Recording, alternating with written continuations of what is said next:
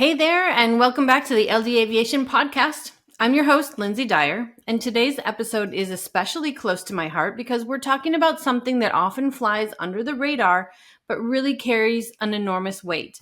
It's the critical role that schedulers play in aviation safety. So let's be honest, most folks think of schedulers as just the calendar people, but those of us in the trenches really know better. The decisions we make ripple all the way through to the runway, and the pressure to keep things moving safely and smoothly is really real. So that's why I'm so excited about today's guest. Joining me is someone I've known and respected for years, Don Chupp. He's the president and CEO of Fireside Partners. I'm sure many of you guys have heard of them. If you've ever looked around and thought, wow, we are one emergency away from a full-blown fire drill, Fireside is the team you want in your corner. They specialize in resilience response and creating safety cultures that aren't just reactive, but proactive. And yes, that includes making sure your schedulers are part of the conversation. So we're diving into all of that today, from human factors to communication breakdowns and how leaders can build real safety nets that start before the plane even takes off. But first, Don, welcome to the show. Good to be here, and thank you for having me, Lindsay. And the respect goes right back to you as well for the work you and your team do so well every single day. Thanks for having me. I really appreciate it. Wow. Thanks, Don. Okay, I'm going to just throw something out real light here to start the conversation going. What is one habit that makes your day feel like it's safely on track? Well, interesting concept when you're in emergency response. We're so accustomed to this notion that at any moment your day is going to go completely off track. And that's become almost a normal reflex action. So great question, because I think it requires some discipline at the beginning of your day. And Lindsay, I'll say that my day, just like our team at Fireside, could start in the office and end somewhere else, or could start somewhere else and end in the office.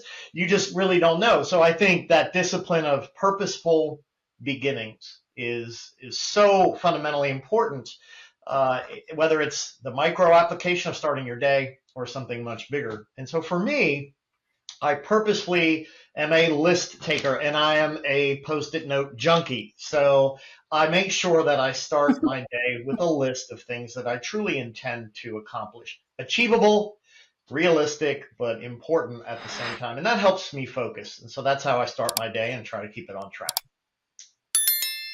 Checking on a list. Yeah, that's awesome. That's, I bet, how a lot of us start our day. Okay, so I know we've known each other for a good number of years, but I really don't know the story behind Fireside and why or how you got involved in emergency response in the first place. Can you share that with us?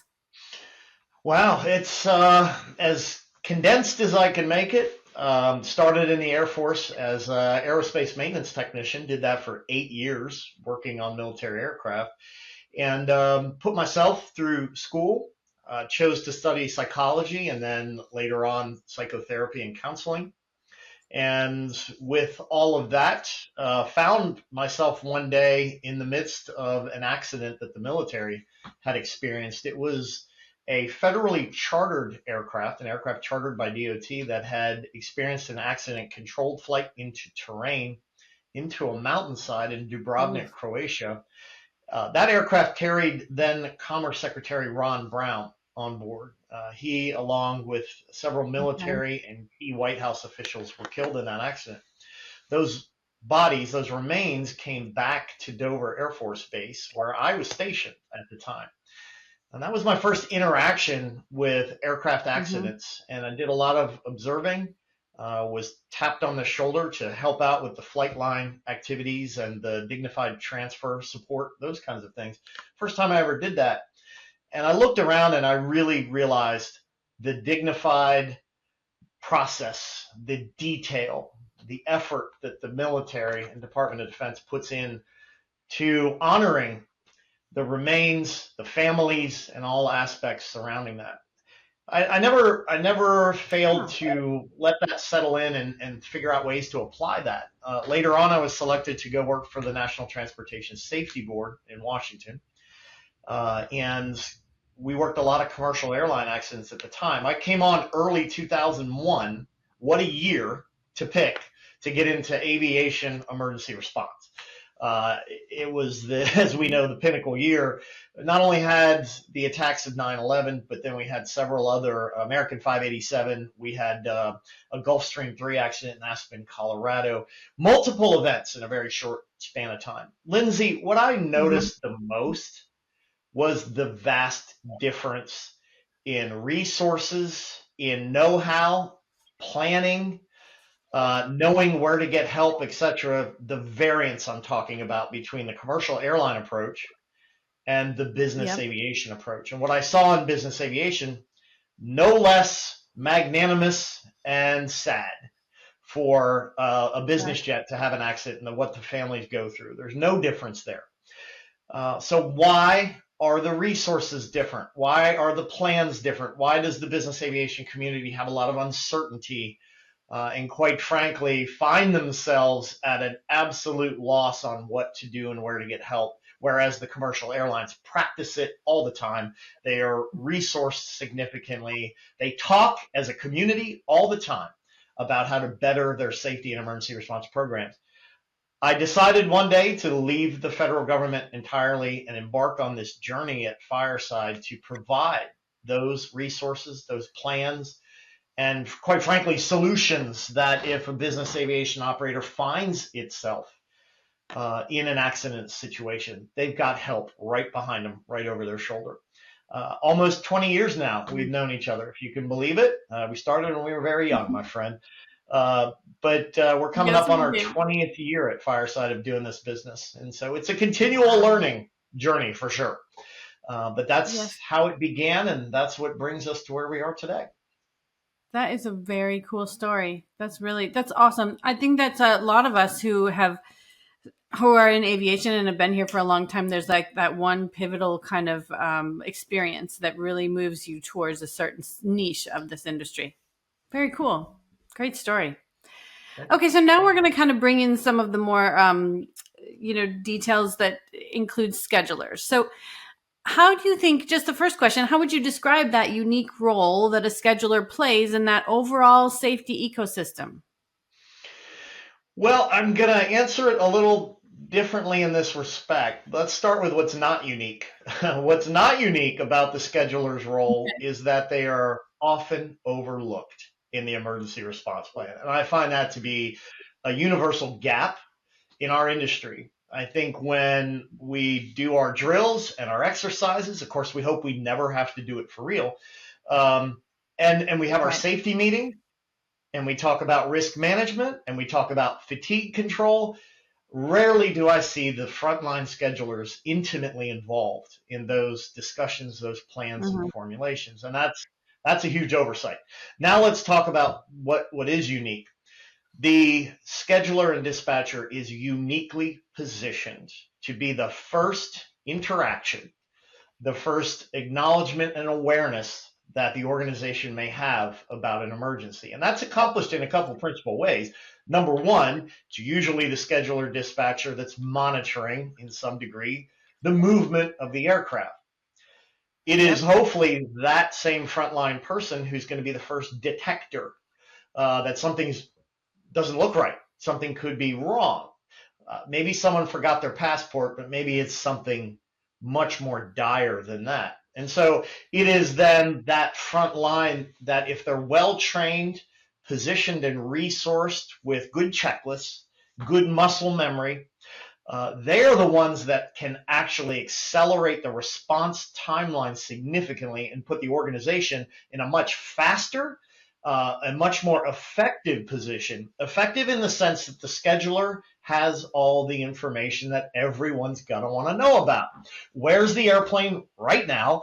Who's on board that aircraft for that specific leg? Where's the last place they took fuel? What were we expecting to see that we didn't see?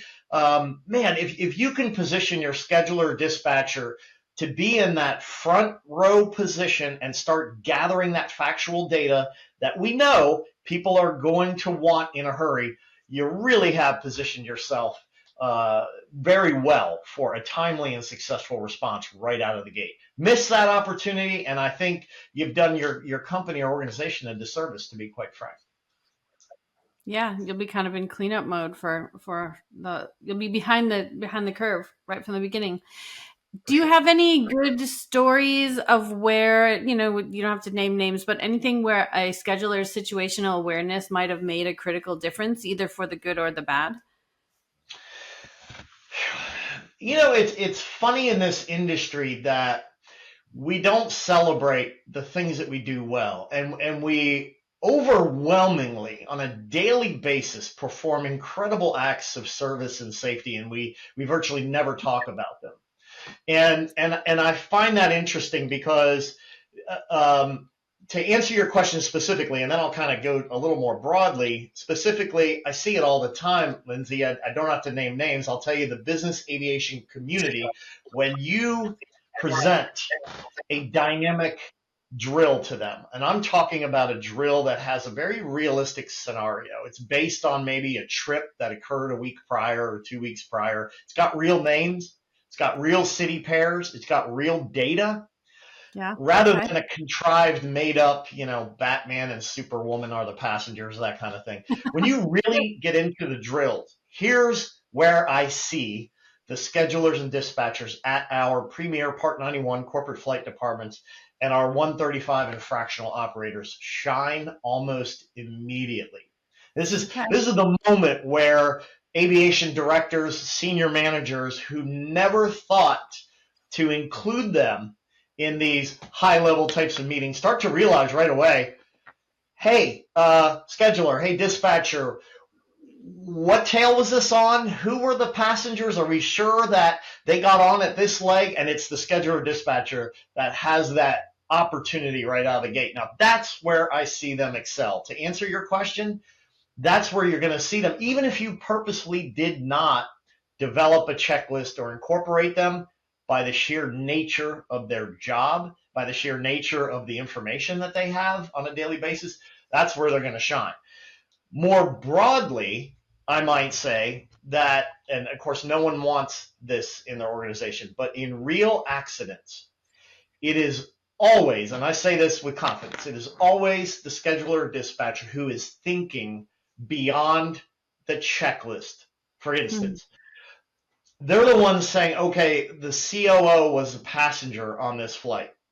Okay, great. From a checklist, account for all passengers and occupants on the airplane. Okay, check. It's the scheduler who says, well, wait a second. If the COO was on board, then his or her professional assistant needs to be contacted right now. Because if that person finds out about it some other way, they are going to be driving over here. They're going to be calling. They're going to be in a panic. Let's start getting ahead of some of these broader aspects. I don't think, and no offense to my former colleagues in maintenance, no offense to the operations people or anyone else, I don't think the group as a whole thinks about the total system like a scheduler dispatcher does. Yeah, good point. I think that's what we're trained to do, is to be proactive and try and think 10 steps ahead. So you're right. And then I think a lot of times, and we may get to this later, but you said like the professional assistant, there's oftentimes a pretty solid relationship between the scheduler and that person happening. So probably they know your cell phone number and like your direct contact. So they're going to be reaching out to you, not via email. They're going to be calling you directly and just seeing, hey, what's going on? That's very right. This speaks, I think, if I may, to the necessity to have a substantial and robust checklist for that scheduler and dispatcher, because Lindsay, you've seen me present at S&D, and we've run into each other at these conferences. I think the last S&D we actually ran into each other in the lunchroom where I'm usually found. But I'm going to tell you, these are my people. These are my people, and they're my people because of the things you just talked about. The relationships that schedulers and dispatchers build, they are inextricably the link between the proverbial corporate side and the flight department side, right? They're that constant communicator back and forth across those lanes. And you're right. They know these PAs. They know the travel and security coordinators. They know the people who at corporate are essential to making the totality of the trip happen. And I know this is something we're going to talk about later, so I won't, spoiler alert for you. But basically, when you think about the totality of what it takes to make an aircraft move, I think a lot of the rest of us are singularly focused on our space. It's that scheduler dispatcher that's looking at the total system of the whole thing and has the essential connections and relationships already built that you're going to need in the time of an emergency. Totally good point. Very good point. I want to kind of bring back, you were saying that you've been doing this for 20 some years there with Fireside. And I would like to know, what do you think about how the industry has evolved in recognizing human factors and fatigue risks associated with flying the aircraft? Because that's something that, like when I started, I feel like we did not really pay attention to that as much. And now we are. How do you see that? Oh boy. So I get a chance to get in trouble right out of the gate, my friend. Let's see. So I've been on this fool's crusade here this last year and a half or so to try to emphasize the fact that we have not gone nearly as far along on safety as we think we have. And I make a point of it in several different ways. Sometimes I'll just I'll ask a big audience, what is safety? And you could hear crickets, you could hear coyotes in the background, tumbleweed blows by. Like, it is absolute silence that scares me and ought to scare all of us, because we talk a good game. I think you're right. I think we use words more now than we used to. We talk about things like, buzzwords, whatever, FRATs, fatigue risk analysis tools. And we talk about habitual noncompliance, and we throw these words around, these concepts. And at the end of the day, we're really not sure where we're supposed to be when we get where we're going. If we were on a trip planned with the detail that a scheduler would plan it, we would know exactly where we're supposed to be and when. When it comes to safety, and it comes to knowing that you've evolved and you've moved forward and you've developed, we really don't know how to action that. And why am I going down this path when you ask me a different question? Is because it's the same thing. Yes, we talk about it, but when's the last time an organization really did a true FRAT on its frontline schedulers and dispatchers? When did it really analyze, assess, and learn ways to mitigate the wakeful sleeping combination, the circadian rhythms, the fatigue management of their schedulers and dispatchers? I don't see it. And I'll tell you what I do see is I see schedulers that sleep with their mobile phone in their hand while they're asleep because there's an international trip going on. And if something goes wrong, if there's a hitch or a hiccup, right, they want to be, and they probably feel they need to be, and maybe they're right, that very first person to realize it or be alerted of it, because they can do something about it, right? They're going to have to move transportation resources, asset security resources, who knows what.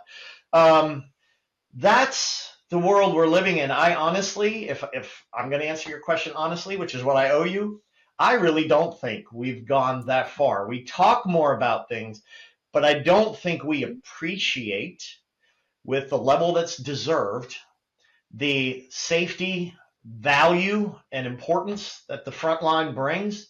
I don't think we include them significantly in our safety discussions and planning. And I don't think we look at their role the same or value the role the same as we do our operations folks and our maintenance folks. That's just the truth. Yeah. I agree. I've seen it many, many times over and over, just like you have, I'm sure. Okay, so my next question was going to be, what changes do you think need to happen for those risks to be properly addressed? And we kind of discussed that, but any other than involving the scheduler, I shouldn't say. Okay, let me start that one over again. What changes do you think we still need to have happen? There's one that might sound a little odd, but I think it's fundamentally important. It's not something that I created ever since this person said this to me. I really started to pay attention to it. I can tell you that. But we were at an NBAA sort of Yo Pro sort of event, right? Where do you want to start over? I think we hung up there for a little bit. Yeah, we got hung up. Yeah. So, Don, what changes do you believe still need to happen for those risks to really be properly addressed? Quite frankly, we need to listen to our emerging workforce. We need to look, seasoned professionals, they're great to listen to. They have experience, they've walked the path, but not at the expense of not listening to the front line, the emerging workforce, whatever today's appropriate term is for everyone younger than myself. We need to start listening to them. If you're going to, number one, understand the concerns that they really have, they have to feel like they can communicate that to someone who gets it, someone who understands it. Mm-hmm. Second, if we're going to recruit them into our talent pool, then we need them to be doing the recruiting. I say all this because the ideas that generate from the emerging workforce today, these are the ones that understand how to use technology to the greatest effect. They're very adept at it. They're very skilled at moving through it very quickly. It's a time saver. It's an efficiency sort of thing. But they're also big on social responsibility, too. This idea that if I'm going to go to work and give my time and my talents to someone else, then I want to know that it's for something important. I want to know that my contributions are meaningful to humankind. And so when I think about change and what needs to change is we need to mobilize the emerging workforce much better. We need to listen to them and appreciate them, even or especially when what they have to say is different than what we think. And it will be, and it should be. And then lastly, I think is tapping into social responsibility. If we think we're just in the transportation business, we have missed the entire point of our professional existence. I could spend the next 30 minutes talking about the value of what we do, not just in business, economic sense, job creation sense, but we also connect people together in ways that cannot be done with other modes of transportation. Yeah. I don't think we sit with that a lot. I don't think we communicate that a lot, and I think we should. Those are just a few changes I can think of off the top. Some really great points. And Don, you really hit home with the listening to that emerging workforce. I will say that's hitting home internally for LD Aviation. We have a younger group, and you and I are the same age, and sometimes that information that I'm hearing sounds foreign, and it just doesn't sound like what I'm used to. So anyway, internally, I get that we need to start listening to the younger group that's coming in. And I totally feel you on they have to want to trade their time for something that's going towards the greater good. I love that. Thank you. So we talked about some of these things that we should actually be doing. Does the Fireside train or guide departments at all to ensure schedulers really feel heard in these high stakes operations? Going back to our conversation about exercises and drills, I think it's very easy for us. We're sort of uniquely positioned to ensure the spotlight shines in the place where it's supposed to. I know a lot of times with exercises and drills, we think about scenario, like what's the scenario going to be, because the scenario drives everything. I actually feel much differently than that. I feel like your team are the drivers. Right? What they're driving toward is always going to be the same, or it ought to be, if you have your core values and your organizational priorities nailed down. Right? So highlighting the scheduler and dispatcher in those scenarios is so easy to do because real world scenarios thrust them there anyway. All you have to do is you got to make sure that you're taking pauses to make sure everyone else understands and sees and observes that value. So it's a very easy thing to do. It's not a formal training program per se, It's more of an organizational awareness opportunity. That's what good exercises and drills do. What's the opposite of that? I want to talk about this. Thank you for allowing me the opportunity to do it. If you're developing your own scenarios, then you're missing the truth of the matter that the world actually drives the scenario, right? Not you as an organization. You respond to it. It's why it's called an emergency response plan, right? So what I would encourage organizations to do is step away from feeling like you want to control the scenario and all the details, this very choreographed rollout of your exercise, and put it in the hands of someone you trust. And when you do that, you then are going to be able to sit back a little bit and observe your own team and your own team functioning, and you're really going to see the value of those frontline personnel in a way that you probably never would have if you want to control the scenario to the nines.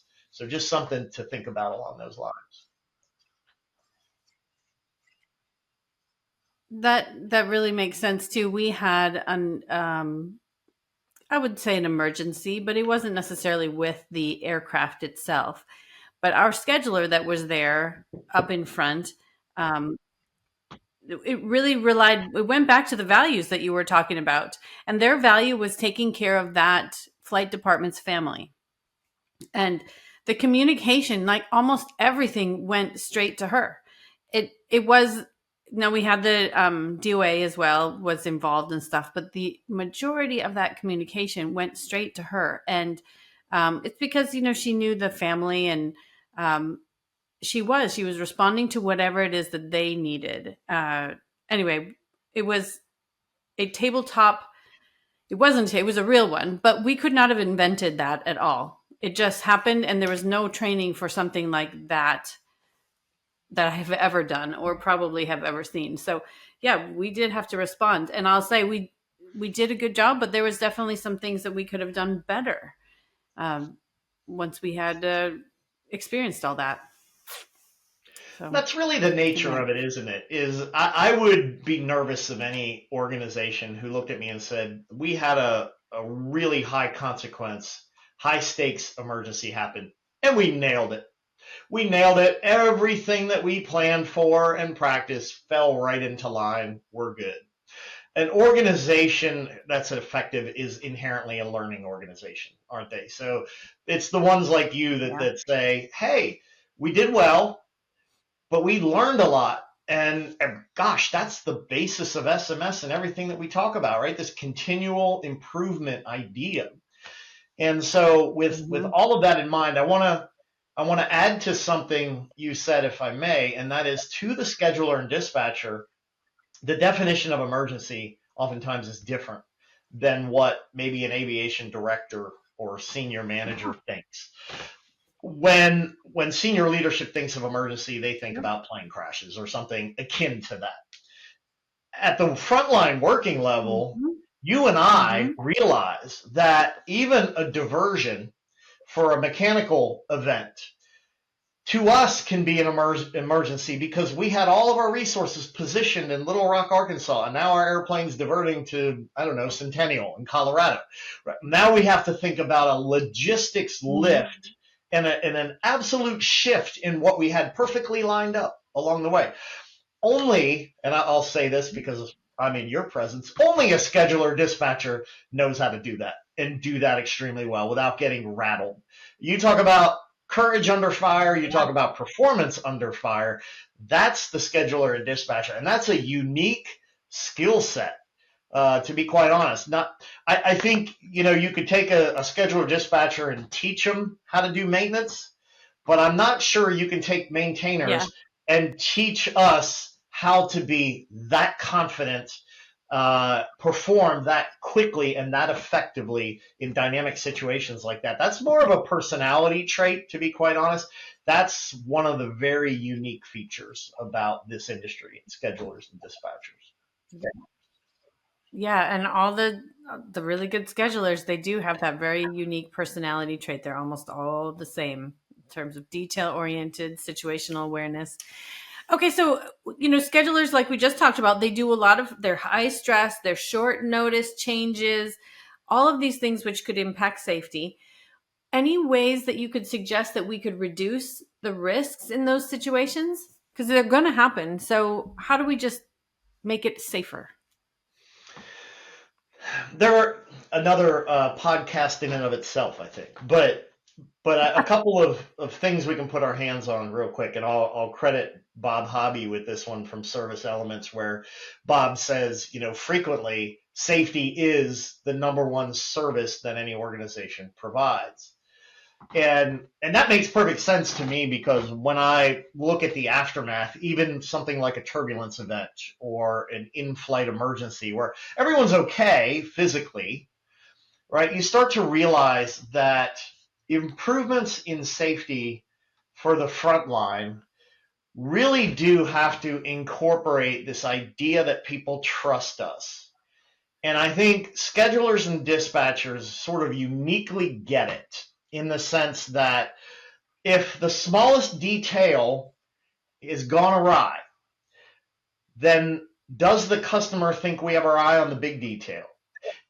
If you can't handle a catering order correctly, how do I expect that you're making sure all the fuel system is safe, and you're making sure mechanically the airplane's been attended to, and it's like, you know what I mean? Like, that's what I think schedulers and dispatchers get, is they're also very detail oriented, because I think they appreciate and understand that we all serve at the satisfaction of the customer. And if the customer is noticing things are not to the standard that they're paying for, that they're investing in us for, then it starts to erode the trust that the other stuff is covered. And one of the things I notice about schedulers too is they get very aggravated very quickly when things aren't right, in a very professional and positive way, by the way, to the benefit of the customer. And I wonder sometimes if we shouldn't make some of them auditors and start looking at other processes, because they have a unique ability to really hone down to detail and visuals and appearance and presentation and customer service. There's a lot to learn from the front line if we start paying attention. Are there any indicators maybe that front line isn't being listened to, or perhaps that's not flight department hasn't given that front line a lot of authority? Well, gosh, there's the blatant ones, if I may be so frank, and that's where you'll have an aviation director and say, nah, schedulers and dispatchers conferences, that's just an attempt to try to make an administrative job look more important than it really is. I've heard that. That's like the top of the mountain of that example, right? But at a more subtle level, if I could change one thing, and I'm starting to think about this, and maybe you and I can kind of talk about this the next time we meet up. I feel like for the scheduler and dispatcher community, because it is so vital and it's so important to all these other things we've been talking about, the credential that comes with it. I mean, obviously there's a licensed dispatcher, but at the scheduling level, and even if you are a licensed dispatcher, is there a professional credential that's sort of out there uniquely for that space? I'm not talking about things like CAM certification and things that apply to a great many of us. I mean something that's unique and custom tailored for the trade, because it deserves it. And so I think that's an opportunity that we should, as an industry, start looking at. Oh my gosh, Don, don't get me started on that, because I feel like, and I'm not bragging, but I feel like I've done just about every training there is in this over the last 20 some years. I have CAM, I have safety manager certificates, like I've got all of that, but you're right, there is not one for a scheduler. And I think that also lends itself to some of the reasons why we don't have schedulers in here as careers. Sometimes, nobody's taught to be a scheduler through college or anything like that. Like, a lot of people fall into that category. So yeah, I really think a certification program to really train and show that this job it's a career. It's it's a really important piece of a flight department. Anyway, I won't get too down the down the road with that, but that I also really resonate with that comment because I think it's important and we don't have it. So very cool. Okay, so let me switch over a little bit to maybe resilience. How does Fireside Partners approach resilience in a flight department? Another podcast in and of itself, but incredibly important. So resilience is one of those words that's often bandied about, much like safety, and we kind of have a general idea of what we think we're talking about, but when you really get down to it, what does resilience really mean? On one hand, most people would say to be resilient is the ability to reform after you've been stretched out, something that bounces back to its original shape. I view resilience a little differently. If you look at whatever your original shape was, and then something tests you, it could be an emergency and often is.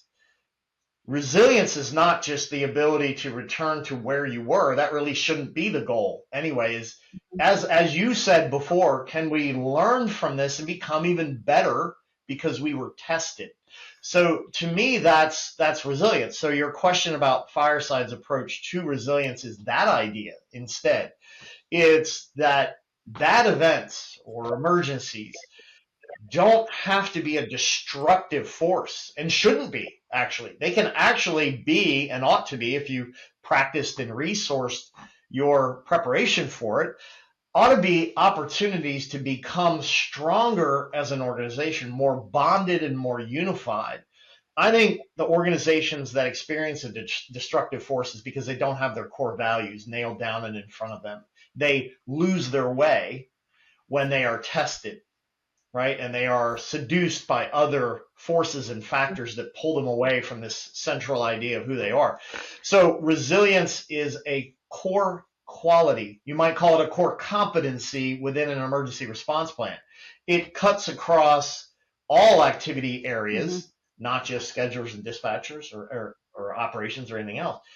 And so we as a company have put a lot of thought and resource into what we can provide out to the industry to make sure that resilience and mental health and related disciplines are provided in a way in which our profession deserves. I watch, what's being pulled together, things like a peer group and those kinds of things. But I want to say this, and then I'll stop talking because I'll probably have gotten myself in trouble yet again. But I think if we remove the credentialed mental health professional, yes, I'm a bit biased, going back to my past, but if we remove a credentialed and licensed mental health practitioner from our profession and we start doing things out on the fringe with peer groups and those kinds of things, that's akin to taking a licensed pilot out of the cockpit and putting Don Chupp in there and saying, well, I know where wings are and I know where the tail is and I've had a 2-week training course, so I'll go ahead and land this airplane safely. We have to give resiliency and mental health the same attention and the same respect that it deserves, just like we would flying an airplane. And until we get to that point, I think we have a lot of work to do in our industry and make sure people really get what they need and they can get help without jeopardizing their profession in the process. And that, I think, is what Destiny Carpenter is going to talk to you all about on a future podcast with her Healthy Headings program. Ooh, yes. I can't wait to talk to Destiny. That's going to be a great one. That's we're recording in a couple more weeks. That'll be great. Great. So listeners, keep an eye out for that one too. So Don, let's kind of go through, let's say we're in the middle of an emergency is coming down, it's happening. How can a scheduler really become part of the solution during one of those events or even afterwards? But like, what can we do to make ourselves helpful, make sure we're helpful? In the most basic sense, is start pulling the information that you can perceive the rest of the groups are going to require. and be that source of truth. Right. So you can already kind of imagine, even as we sit here, you can imagine what people are going to want to know. Where did the plane leave from? Where was it supposed to go? Did it divert? And if so, where did it divert to? Give me the time hacks on these things. When did these things occur? What was the first sign of trouble that you noticed something was wrong? And then who's on board? I mean, that's a universal certainty. They're going to want to know for sure, factually verified. Are we sure this is the crew? Are we sure these are the passengers? Is there any chance someone dropped or added to the trip on one of these leg sequences, right? So you just start thinking this through and you go, organizations do well when they've got good data. You, as a scheduler dispatcher, can really be the source of truth for that data. You can anticipate what people are going to need. You can start thinking about how you're going to make sure they all have access to it as they gather in the conference room and they start responding to an emergency. At the very least, even if it's not something of that magnitude, you're going to get a call from the boss. You're going to want to have the facts ready to go because you already anticipated what the questions were going to be. And they're always the same questions. Great point. So what if we're in maybe a different flight department that does kind of, we talked about before, that maybe doesn't value all of that data? But you've got a scheduler who's like, listen, I really need to know all the passengers that are on this airplane at all times. Any suggestions on how I can raise the red flag without being labeled maybe difficult? Well, get someone else to tell the story in real world terms. And I think this is where whoever it is that either brings in a Fireside or hires an LD Aviation Services, right, is seeking to accomplish something they've had difficulty doing on their own, right? And they want not just someone to do it, they want someone to do it well for the peace of mind factor. And so I think when you see a scheduler or dispatcher struggling in their organization to get their important points across, it is amazing to me, Lindsay, that you can bring someone in from outside to say the exact thing you've been saying for the last 4 or 5 years, but because Don Chupp comes in and says it, it's suddenly introspective and insightful. You know, we ought to think about that. But that's okay, no matter how we get there, as long as we get there. And this leads me to a specific response where I know schedulers and dispatchers, their heart lives constantly is this idea that we could have passengers or in the worst case, even crew members on our aircraft that we do not have emergency contact information for. And when I'm speaking to schedulers and dispatchers, you just see the room going, oh, that's us. He's talking about us. I don't know why we do that. I don't know why we allow, people on our aircraft and we don't really know who they are. And even if we know who they are, we're not sure who in the world is close to them, loves them, cares about them. Let's leave accidents out of it. And this is kind of how I champion it to the schedulers and dispatchers. I say, look, if it scares your leadership to talk about crashes and accidents, I get that. Let's talk about the more probable scenario, and that's an onboard medical emergency during a flight. Heart attacks, strokes, diabetic shock, something of that nature, even turbulence events that result in an injury. There's going to be a doctor on the ground who's going to want to call that family and tell them, hey, we have Don in the hospital and we want your authorization to perform a major medical procedure. Can we get that? Could you imagine Don's in the hospital, the doctor calls the flight department, the owner of the airplane, and they have no idea who to contact to get permission for Don to have his surgery that could save his life? I think we have to get to the point, we're going to have to lead the charge to say, we refuse to accept a world in which people can board our aircraft with the sense of safety trust that we know they have and not collect their emergency contact information. We have to do it for everything our children do. Like if our kid's gonna go on a field Yeah. trip or go play paintball, you ought to see the paperwork I have to sign for my 14-year-old to go play paintball, right? The amount of information I have to provide.